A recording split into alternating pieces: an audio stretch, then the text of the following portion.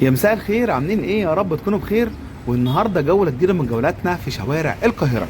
جولات النهارده هتكون عن مسجد احمد ابن طولون. مسجد احمد ابن طولون اللي هي مأذنته قدامنا دي. انا حاليا في شارع قدر باشا. تعالى بنقرب من المسجد ونتعرف على اغرب مأذنه والمأذنه الفريده اللي في مصر اللي بالشكل ده. يلا بينا نقرب من مسجدنا ونتعرف عليه.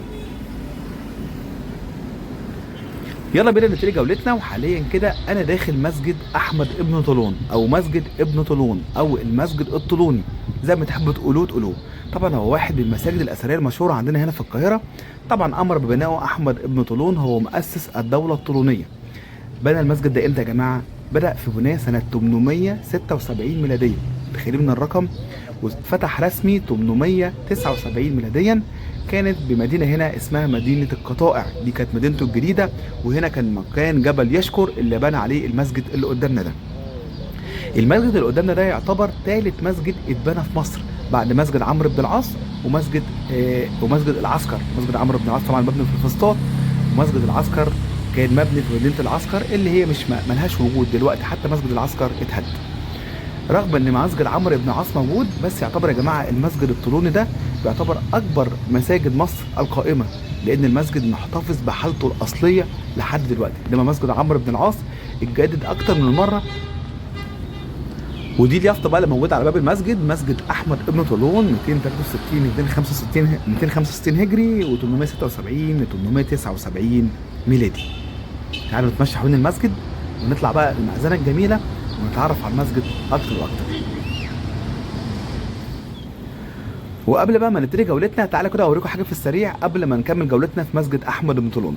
على شمالي في بيت الكرتليه او متحف جابر اندرسون. هو البيت اللي في وشي ده.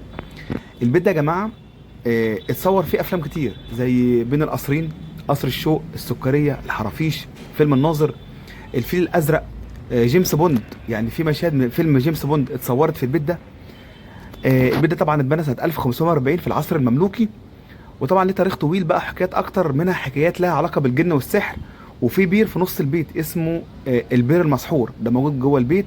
هم عباره عن بيتين كده وبينهم كده قنطره. القنطره دي اتبنت تقريبا سنه 1932 او 35 لما ربطوا البيتين ببعض. متحف جميل يا جماعه، تعالوا زوروه. في حاجات جميله جدا جدا ممكن تشوفوها.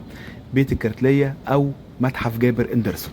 تعالى بقى نكمل جولتنا في مسجدنا الجميل، مسجد احمد ابن طولون اللي معدي القرن وحاجه. المسجد ده ما شاء الله. وفي برضه شايفين في مأذنه قدامنا، دي مأذنه مسجد الامير سرغطمش. حاجات جميله هنشوفها النهارده. يلا بينا بقى نقرب من المسجد اكتر.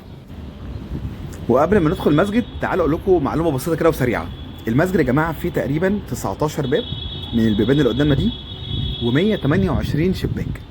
19 باب بيحوطوا المسجد داير ما يدور. وبرضه نفس الشيء 128 شباك بيحوطوا المسجد داير ما يدور. مسجدنا مسجد ضخم. مسجدنا على 6.5 فدان. دي مساحة المسجد اللي احنا هنصوره النهاردة. زي ما شفنا الباب تعال نشوف الشباك. ده كده الشباك بتاعنا. ده كده شباك من ضمن 128 شباك موجودين في المسجد. المسجد هو عبارة عن سور خارجي، وبعد كده في المبنى بتاع المسجد نفسه.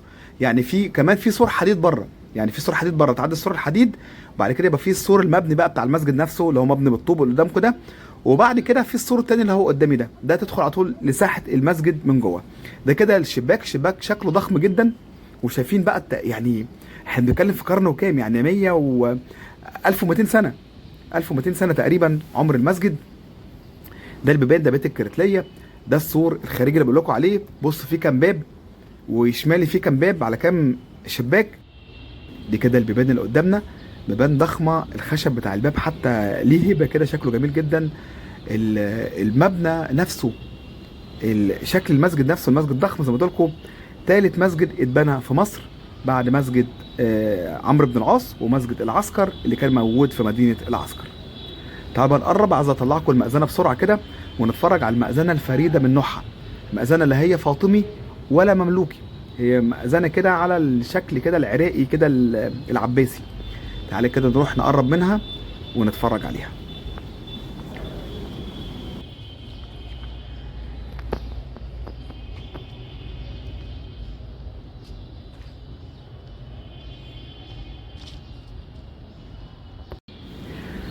بصوا قبل ما ندخل، بصوا هنا في كام باب على السور، انا كده على السور الشمال ادي باب 2 3 4 5 6.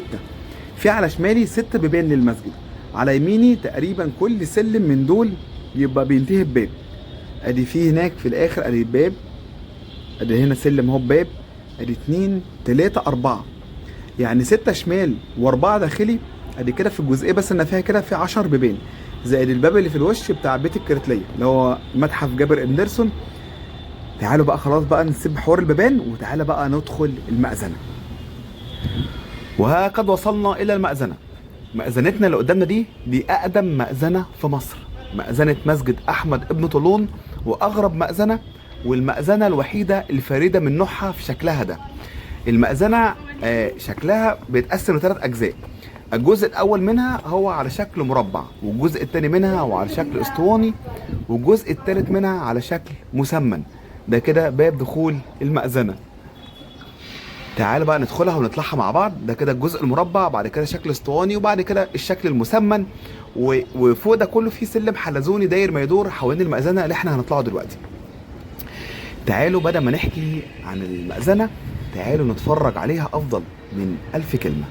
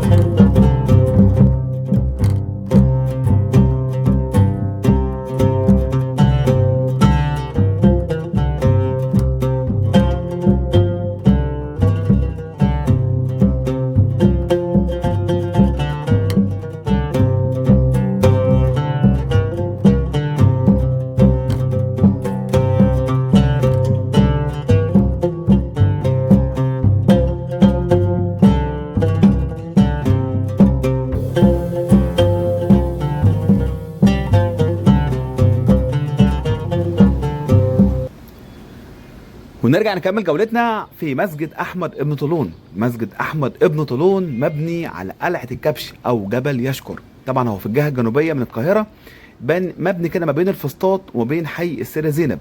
يعتبر زي ما قلت لكم هو اقدم مساجد مصر بلا نزاع.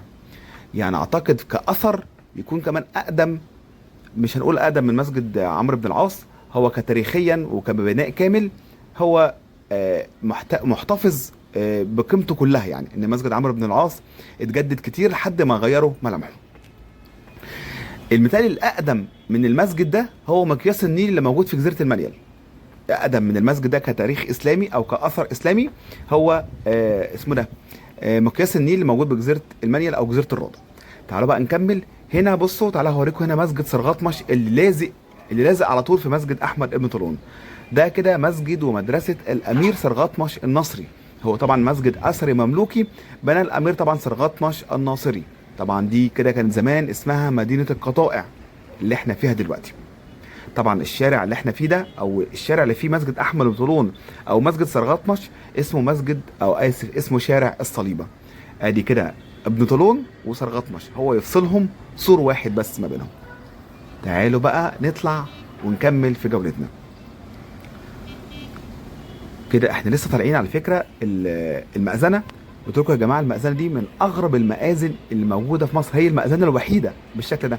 احنا مأذننا ما فيهاش سلم حلزوني كده، هي دي اقدم مأذنه في مصر واغرب مأذنه في الشكل المعماري. طبعا هي لا واخده اثر فاطمي ولا مملوكي ولا اي حاجه من دي، هي واخده اثر عباسي عراقي. يعني هو ده كده المسجد ده مبني زي المساجد اللي مبنيه في العراق بالظبط.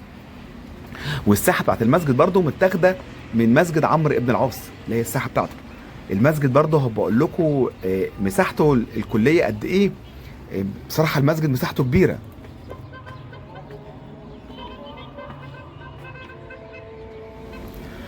خلاص يا جماعة، هنطلع بقى آخر سلمة أو آخر لفة من اللفة الحلزونية دي. ده كده الجزء الاسطواني. احنا كده طلعنا الجزء المربع، ده كده الجزء الاسطواني. هي المشكلة لو طلعت وقابلت حد لازم أرجع. يلا نرجع. واحنا راجعين كده تعالوا أوريكم المسجد. المسجد ده مساحته 26300 متر مربع. الصحن اللي قدامكم ده مساحته 17250 متر مربع تقريبا، يعني يا رب أكون بس فاكر الأرقام صح. مسجدنا يا جماعه مسجد كبير، من اكبر المساجد على فكره في مصر، ومن اكبر المساجد التاريخيه. هنرجع تاني معلش. المسجد، هي المأذنه برضو على فكره برضو من يعني هي غريبه في ايه. المأذنه يعني حجمها الرفيع ده ما يجيبش طولها. يعني هما برضو من ضمن عجائب المأذنه اللي احنا فيها دي، المأذنه تشوفها من بعيد رفيعه وطويله قوي. ف يعني عارف بناء كده غريب بصراحه وجميل جدا جدا بصراحه. شايفين تحس ان هو شامم ريحه التاريخ، يعني شامم ريحه ال 1300 سنه وانا طالع. مكملين كده هنطلع فوق المأذنه، ومن فوق المأذنه برضه هوريكم بقى. احنا طبعا مصر بلد ال1000 مأذنه. تعالوا بقى اوريكم بقى المآذن، وتقدر اكنك واقف على برج القاهره اصلا وانت في المأذنه. بتشوف كل معالم مصر وانت واقف فوق مأذنه احمد ابن طولون. تعالوا بقى نطلع بقى ونتفرج على المنظر الجميل اللي هنشوفه من فوق واحنا واقفين على قمه المأذنه. احنا كده وصلنا اخر حاجه. في سلم جوه كمان جوه الفتحه دي، بس خلاص هو مش هيطلعك على حاجه، هم قافلينه بخشب من فوق. تعالوا بقى احنا على قمه مأذنه مسجد احمد بن طولون. تعالوا هنشوف ايه واحنا واقفين. زي ما قلت لكم انت هتبقى كاشف البلد تحتيك. طبعا تحتنا دي منطقه السيده زينب، قلعه الكبش. ادي بقى لو عملنا زوم شويه، ده كده فندق الفور سيزون اللي هو العريض ده. هتلاقي في برج القاهره قدامنا اهو. تعال نقرب بس كمان. فندق هيلتون ده سيميراميس، وده اللي هو الشيراتون اللي هو فندق اللي في جزيره الزمالك. وناخد بقى يمين، ده فندق هيلتون رمسيس، وزاره الخارجيه، ابراج البنك الاهلي المصري، وجميت بقى الفنادق والابراج اللي هي جنب الاهلي المصري. بصوا خدوا يمين شويه، ده كده وانا واقف بعيد انا شايف كل الحاجات دي. هتشوفوا بقى ايه مش الألف مأذنة طبعا. مدينة الألف مأذنة كترت المساجد طبعا في القاهرة. شايفين بقى المساجد القديمة، مساجد كلها أثرية يا جماعة، ومفيش مأذنة شبه التانية. يعني ركزوا في المآذن اللي قدامكم دي، مفيش مأذنة شبه التانية. تعالوا بقى ناخد بقى أجمل مسجدين ممكن تشوفهم وأنت واقف هنا. ده بقى مسجد السلطان حسن والرفاعي، ومسجد المحمودية. هتلاقيهم كده التلاتة جنب بعض. ده اللي قدام طبعا ده مسجد السلطان حسن، واللي وراه الرفاعي. مسجدين قدام كنت عامل عنهم جولات قبل كده، وبصراحه بفكر اروح اصورهم تاني. وفي مسجد المحموديه اللي هو بيتجدد. وبعد كده طبعا قلعه صلاح الدين ومسجد محمد علي الجميل، من معالم القاهره جميله قلعه صلاح الدين، وده مسجد محمد علي. تعالوا بقى لو لفينا يمين شويه احنا هنشوف ايه يمين شويه. في مسجد السيده عائشه، ده طبعا ده بالمقطم، ده المقطم وجبل المقطم اللي قدامنا ده، والابجيه بقى والسيده عائشه وكل الحاجات دي اللي هي الحتت اللي تحتنا. وده طبعا المسجد الجميل مسجد احمد ابن طولون. على فكره يا جماعه، اللي بنى المسجد، اللي صمم المسجد واحد مسيحي. يعني ممكن معلومه مش الكل عارفها، اللي مصمم المسجد واحد مسيحي. عايز افتكر لكم بس اسمه. اسمه سعيد ابن كاتب الفرغاني. ده اسم المهندس اللي صمم مسجد احمد ابن طولون. احمد بن طولون لما عمل مدينته الجديده وكانوا بيصلوا في مسجد العسكر، المسجد ده عليه هو والجنود بتاعته، وده عليه هو والناس. فالناس اشتكوا من الزحمه اللي في المسجد العسكر، قام باني مسجد احمد ابن طولون على ربوه عاليه كده اللي هو مبني عليها، اللي هي قلعه الكبش حاليا، اللي هو جبل يشكر. ده كده السلم الحلزوني الجميل بتاع المأذنه، اللي يطلعك لقمه المأذنه الجميله اللي احنا فيها دي. والدخول يا جماعه المسجد ببلاش. المسجد مفتوح من 9 الصبح ل 4 العصر. تعالوا زوروا المسجد. المسجد جميل جدا جدا، وهتشوفوا اثار بلدنا الجميله.